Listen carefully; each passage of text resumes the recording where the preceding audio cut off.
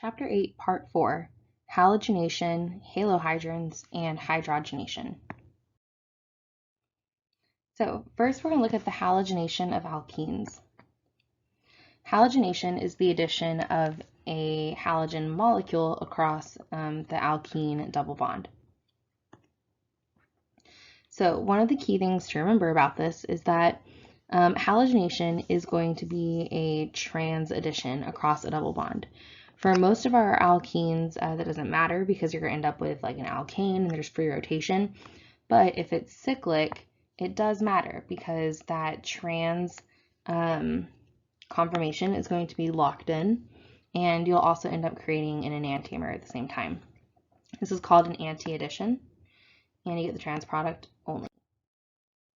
So let's take a look at the mechanism of halogenation so we can talk about how this happens. So the alkene is going to attack one of the halogen molecules, or atoms in the molecule, and at the same time, a lone pair from the halogen is going to come back and attack. This is also going to break the bond between the two halogen atoms, giving electrons back to the other halogen atom. Now, what this does is it creates what's called a bridging bromonium ion.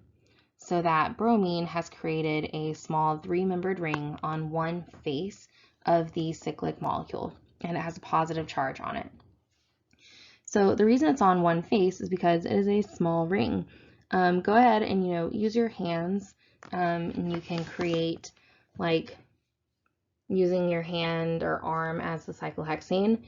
Think about what would happen if you tried to create a three-membered ring on opposite faces. If you did that, you would end up with two bonds going in opposite directions that would never come around to attach to the same bromine atom. So the bridging bromonium ion has to be on one face of the molecule.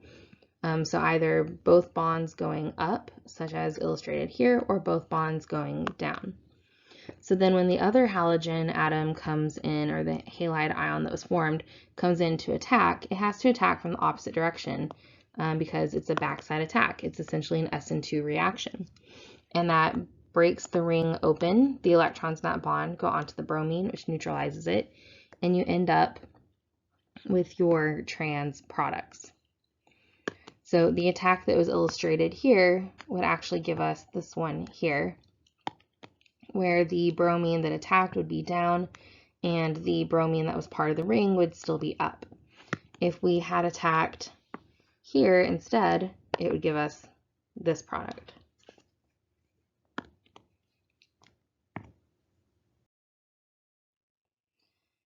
So these reactions are stereospecific, and when a particular stereoisomer of a starting material is reacted, it will yield a specific stereoisomer of product.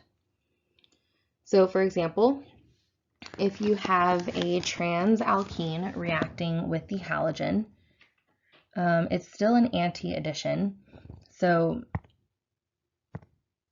you end up with a meso compound if you rotate around. So where this is coming from is that the methyl groups are going in opposite directions. And so if you were to look at this from the side, when you create the bridging bromonium ion from this alkene, you have your carbons in the center, you have the bromine coming up with the positive charge, and I'm going to draw one methyl group coming towards us. That would be this one, and then the other one's going away from us, so it would be like this. So notice the methyl groups are going in opposite directions. So when the other bromine atom comes in to attack,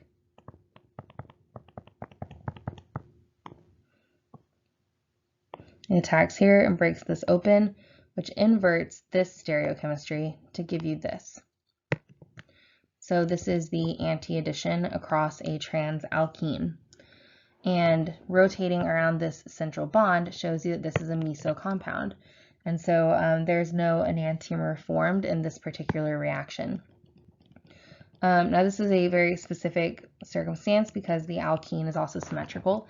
If there were more carbons on one of these carbons, you would end up with enantiomers because you would have extra stuff on one of the carbons. Now, if you react with a cis alkene and you picture the bridging bromonium ion that would be formed. Both of these methyls are coming towards us. When we attack with the bromide, we're going to end up with still both of those methyls coming towards us, and rotating this to look more like what we expect to look at, you would see that this does have an enantiomer. So both enantiomers here have been drawn. The mirror plane is just like this. You see the bromines are mirroring each other, the methyl groups, the hydrogen. And these are, in fact, different molecules. You would not be able to take one and overlay it on top of the other. So two products would come from this. Okay, let's talk about halohydrin formation. Halohydrins are formed when a molecule of halogen is reacted with an alkene in the presence of water. You end up with a mix of products. You would end up with a halohydrin, which is a halogen and an alcohol on neighboring carbons. You would also end up with a little bit of the vicinal dihalide and some of the halogen acid. So this happens when water actually attacks the bridging bromonium ion that forms rather than the halogen atom. Now, what happens if you have an asymmetric alkene? Well, water will attack the more substituted carbon, which is a little different from what we have been seeing with our SN2 substitution, where we're used to attacking something that's less substituted.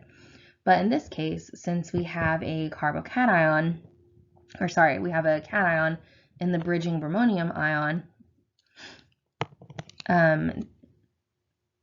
this carbon is actually more positively charged than this one here, because this bond in the bridging bromonium ions, these bonds are incredibly weak. So the bond between this bromine and this carbon and this bromine and this carbon are weakened by the fact that the bromine is positively charged and that we have a three-membered ring. So if the bromine were to break one of those bonds, it would form a carbocation. This bond is the one that would be broken most easily because any resulting carbocation would be more stable because this is the more substituted carbon. And so this bridging bromonium ion is actually leaning so that this bond is a little stronger. And that's going to create kind of a partial positive on this carbon and make it more susceptible to attack from a nucleophile.